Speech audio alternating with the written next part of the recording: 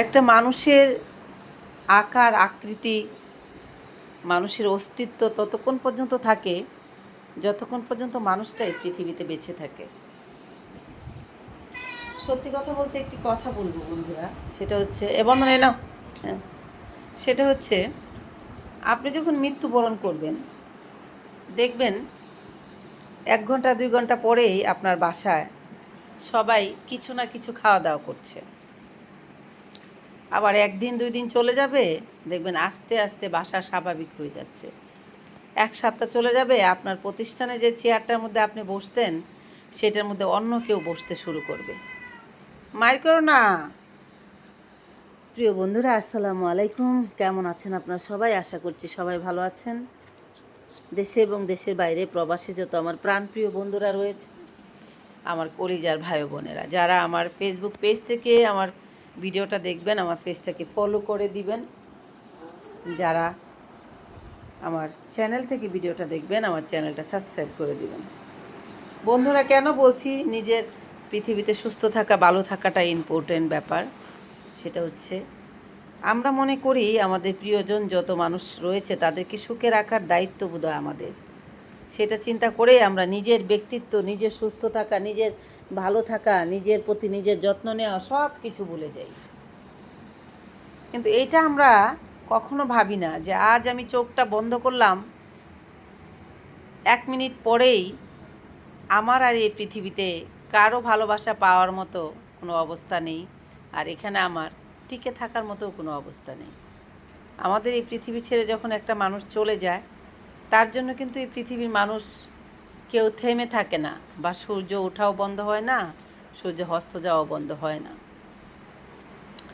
সবচেয়ে বড় কথা হচ্ছে এই যে আমরা শুধু আমরা আমরা আমরা আমরা করতে থাকি। সেটা করে কি করি? আমাদের সুস্থতা, আমাদের ভালো থাকা, আমাদের প্রতি যত্ন নেওয়া, আমাদের নিজেদের জন্য নিজেকে ভালোবাসা, নিজের সুখের জন্য, নিজেকে সুস্থ রাখার জন্য, নিজে ভালো থাকার জন্য, সেটা যেন আমরা ভুলেই যাই। আমাদের একমাত্র লক্ষ্য থাকে আমরা কি করে আমাদের প্রিয়জনদেরকে সুখে রাখতে পারবো, কি করে ভালো রাখতে পারবো। দিন শেষে একটি কথা বলি, আপনি যখন এই পৃথিবী ছেড়ে চলে যাবেন দেখবেন 1 ঘন্টা পর আপনার বাসায় কিছু খাওয়া দাওয়া হচ্ছে, 2 দিন পর আপনার বাসায় মানুষ স্বাভাবিক হয়ে যাবে। আবার 1 সপ্তাহ পর দেখবেন আপনি যে প্রতিষ্ঠানের চেয়ারটার মধ্যে বসতেন সেই চেয়ারটাও আর খালি নেই, সেটার মধ্যেও কেউ না কেউ বসে গেছে। তো আর 1 বছর পর দেখবেন আপনি তাদের কাছে অতীত হয়ে গেছেন। সবাই সবার নিজের কাজে, নিজের সফল হওয়ার জন্য, নিজের সুখে থাকার জন্য, অর্থ কামাই করার জন্য সবাই সবার প্রতিমতো বিভিন্ন রকমের বিভিন্ন কাজে সবাই ব্যস্ত হয়ে যাবে। কেউ আপনার কথা মনে রাখবে না। আপনি কোথায় থাকবেন? বন্ধ অ্যালবামের মধ্যে। হয়তো বছরে 2 বছরে 3 বছরে কেউ আপনার কথা একটু মনে করবে, আপনি সবাই স্মৃতির পাতায় চলে যাবেন।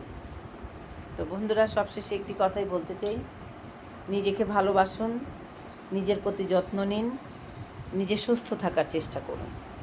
যে কতদিন এই পৃথিবীতে আপনি পৃথিবীর আলো দেখতে পাচ্ছেন, ততদিনই আপনি আপনাকে দেখতে পাচ্ছেন।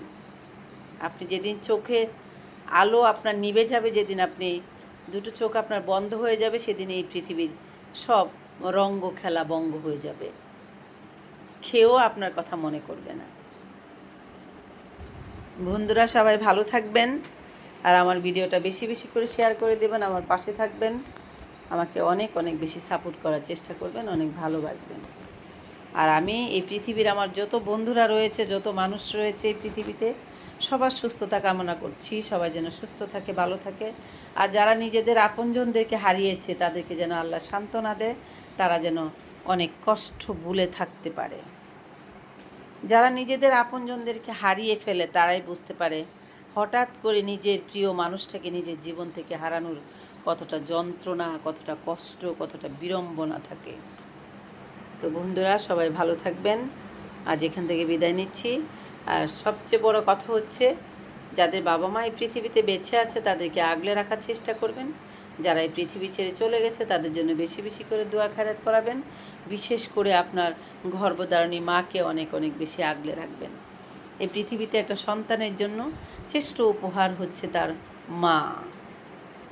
পৃথিবীতে যদি কেউ আপনাকে নিঃস্বার্থভাবে ভালোবাসে, সেটা হচ্ছে শুধুমাত্র আপনার মা, আপনার মা আর আপনার মা। তো সবাই ভালো থাকবেন বন্ধুরা। খুদা হাফেজ, টাটা।